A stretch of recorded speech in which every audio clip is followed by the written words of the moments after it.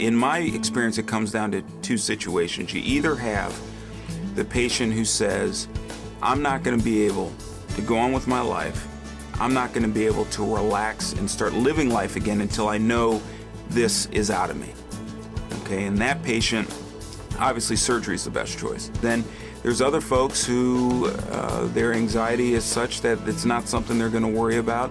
They want whatever has the least amount of side effects, which really is non-surgical options. They want something where they're going to be able to continue to do what they're doing now.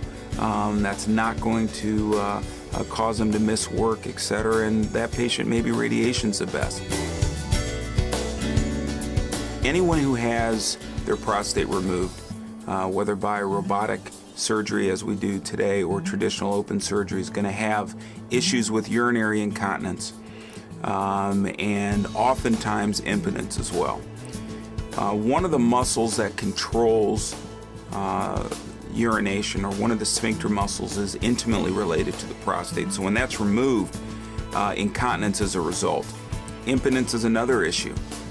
In low-grade disease, we can do what's called a nerve-sparing prostatectomy, which means preserve the tissue where the nerves that control erection should lie.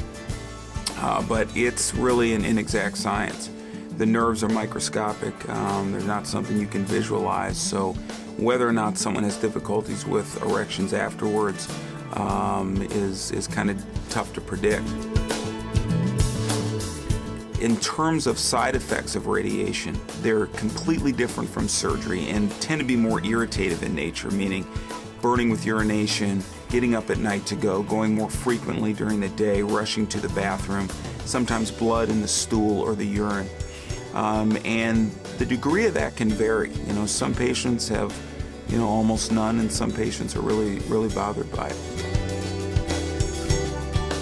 I would ask how many the doc has done, and more importantly, how many have you done in the last year? I think the number of procedures, I would ask them about complication rates, what are their rates of incontinence, what are their rates of impotence, and then again, ask them for referrals. Are there certain patients that you can talk to? Are there support groups where your patients are involved in that you can steer me to? First and foremost, to cure the patient of the disease. Secondly, to minimize side effects and morbidities.